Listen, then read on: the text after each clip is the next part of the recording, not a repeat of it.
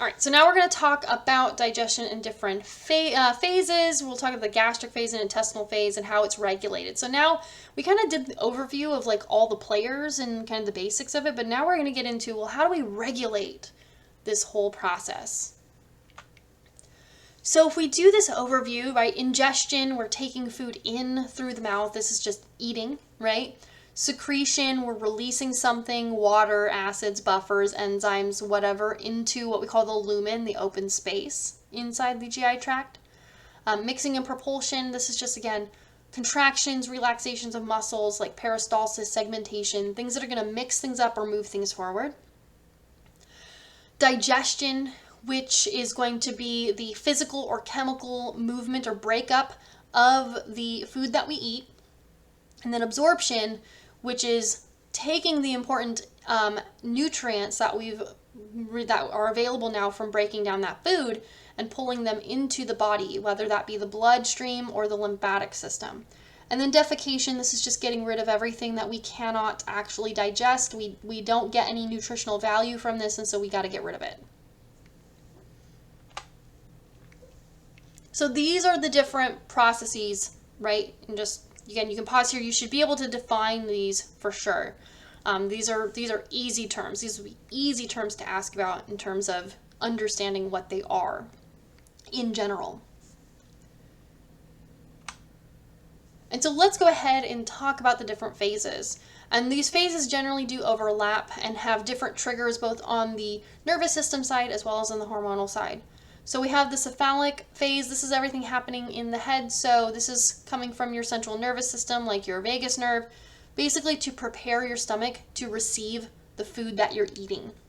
So you're getting ready, right, to receive this food. So when you smell food, when you taste food, that's going to stimulate your vagus nerve.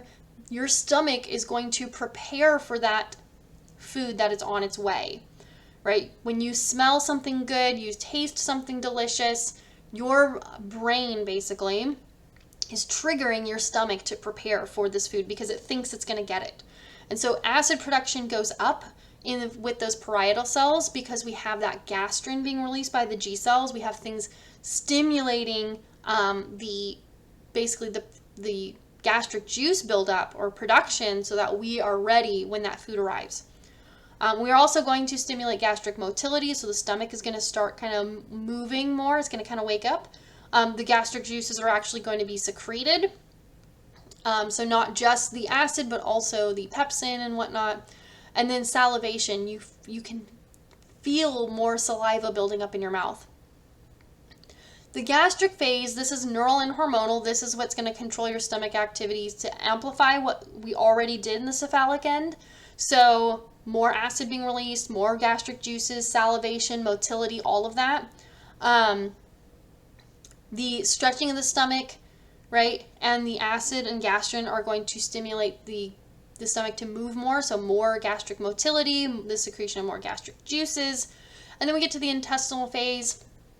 This is where we have the stretching of the small intestine and the food chemistry promoting the motility. So this is where the stretching of the small intestine will trigger us to go through segmentation and peristalsis, as well as to receive the secretions from the gallbladder and the pancreas so that we get all those digestive enzymes and that bile.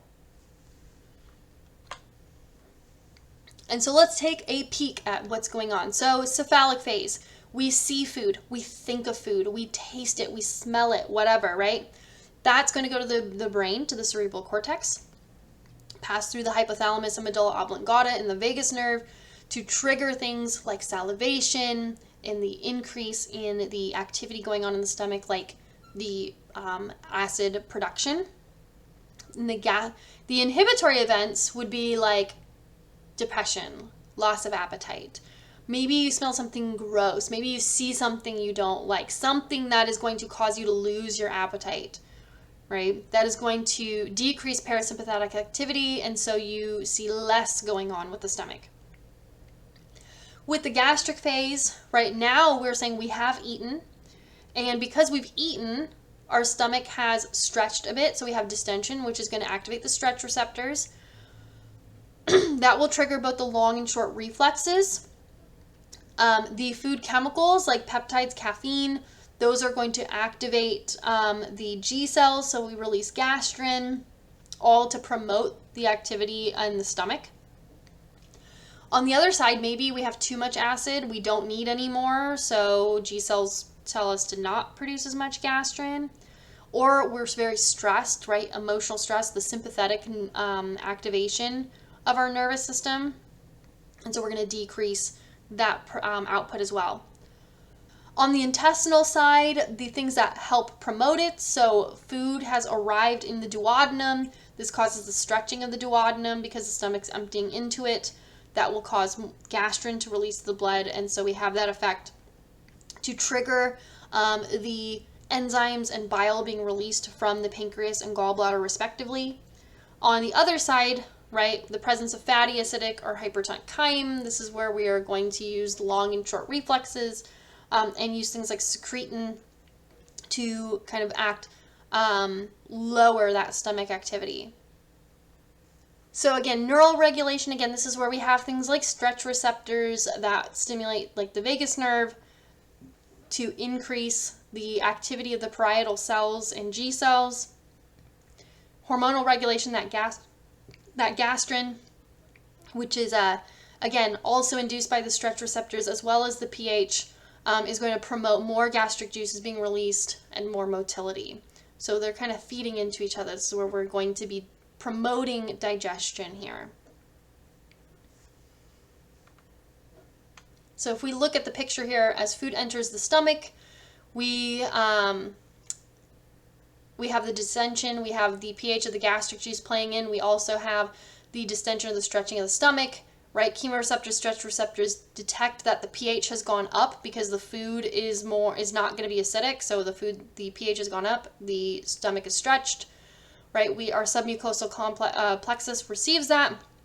We send out signals to the parietal cells to release acid to bring the pH back down. Smooth muscle in the stomach is going to then start churning, right? Increase that motility, right? So that we can mix things together to start that digestive process, right? As the stomach empties, right, into the small intestine, right, we see the distension is going to drop, so the stretching is stopped, and the pH, right, is going back up. So we then stop, right, because the pH is back to where it should be. We're not triggering those stretch receptors anymore. In the intestinal phase, we are again receiving that chyme in a slow process from the stomach. We don't want to give it everything at once. It's over those 2 to 6 hours. And digestion is going to be promoted in the small intestines here. On the neuronal end, right, that chyme arrives and it causes that distension, which again, more stretch receptors are going to detect that distension to activate that gastric reflex so that we are not emptying more from the stomach. So basically, as the duodenum fills, we send a signal to to stop the stomach from releasing more so that we can slowly release from the stomach rather than all at once. Intestinal gastrin comes in to promote the pancreatic juices, which have the bicarbonate to neutralize that stomach acid. Secretin, which is coming from the duodenum, right? This is in response to fats so that we get more pancreatic juices, and the bile from the gallbladder to help with that breakdown. And then cholecystokinin, or CCK, is coming in response to amino acids and fatty acids, again, to promote pancreatic juices to help break down food, but it also gives us a sensation of fullness so that we stop eating. And then here, I'm not going to read this to you because it's kind of silly, but these are digestive enzymes you should know. I'll point out some key ones. You can pause here to read all this, but while we're looking at it, I'll point out some key ones I would really like you to know for sure. Like, these are your top ones you should know.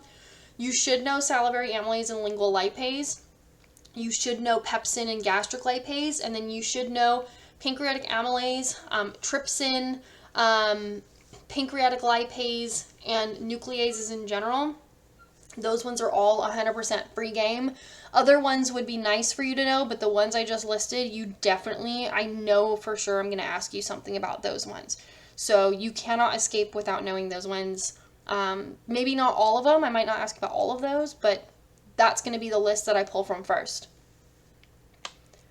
When it comes to functions, again, I'm not going to read this to you, but this is a really good summary of all the different functions that each of these digestive organs plays when it comes to the absorbing of the getting of nutrients from the food that we eat. So I recommend pausing here, taking a peek, looking at these, and then at some point maybe writing all these down in your own words, not just copying and pasting, but writing them down in your own words, because heck, this again would be a real easy thing. This would be one of those questions I'd be like, yeah, I'm going to be real nice and throw one of these questions out about just general functions of organs.